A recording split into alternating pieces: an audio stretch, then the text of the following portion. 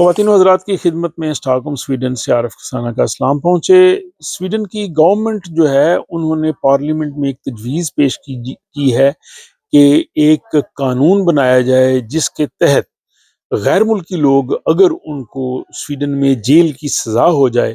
تو وہ اپنی سزا کی مدت جو ہے وہ سویڈن کی بجائے اپنے ملک کی جیل میں جا کے جو ہے وہ پوری کریں۔ تو اس نئے قانون کے حوالے سے بات کرتے ہیں کہ اس کے اثرات کیا مرتب ہوں گے جو سویڈن میں لوگ جیلوں میں سزا بھگت رہے ہیں، سویڈن میں جیلوں کی جو صورتحال ہے اور حقوق انسانی کی صورتحال ہے اور عالمی تعلقات پہ اس پہ کیا اثرات پڑیں گے۔ تو سویڈن کی حکومت نے جو پارلیمنٹ کو تجویز پیش کی ہے کہ سویڈن میں اگر کسی کو کسی جرم میں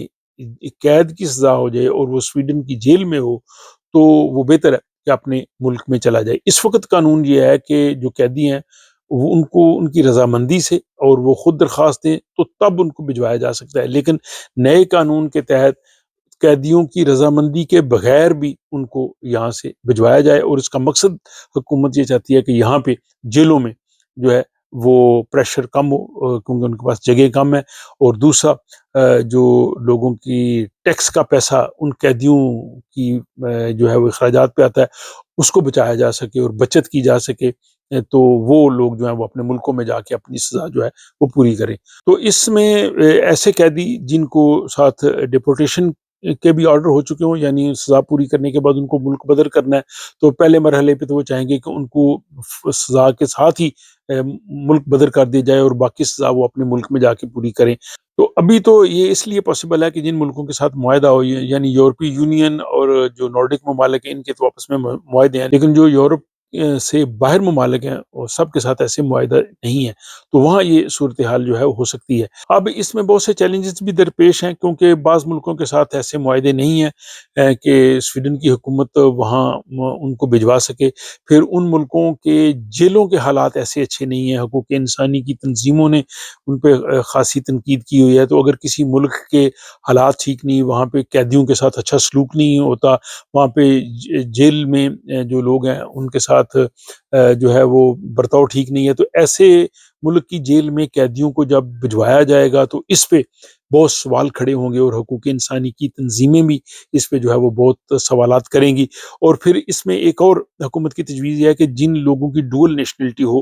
دوہری شہریت والے، اور وہ دوہری شہریت والے اپنے ملک آتے جاتے ہوں، تو اگر وہ کوئی جرم کریں تو ان کو بھی سزا پوری کرنے کے لیے اپنے ملک بھجوا دیا جائے۔ یہ بڑا ایک امپورٹنٹ جو اور بڑا ایک جو ہے وہ ٹرکی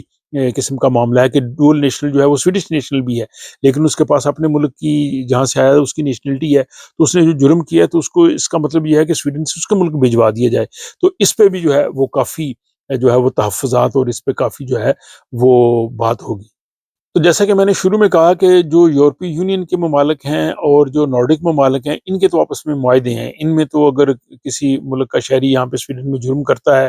یا سویڈش شہری ان ملکوں میں جرم کرتا ہے تو وہاں پہ تو قیدیوں کا جو ہے وہ ٹرانسفر ہو جاتا ہے، وہ ان کو بھجوا دیتے ہیں۔ لیکن جو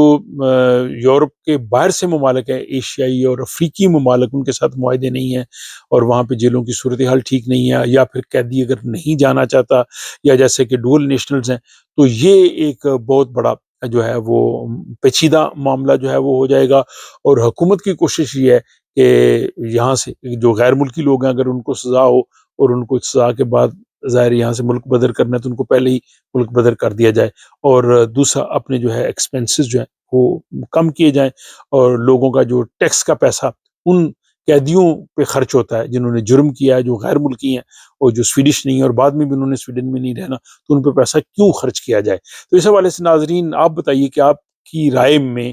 یہ تجویز کیسی ہے؟ کیا یہ تجویز منصفانہ ہے؟ کیا اس پہ عمل ہونا چاہیے، یا آپ سمجھتے ہیں کہ یہ تجویز جو ہے وہ انصاف کے تقاضوں کے منافی ہے؟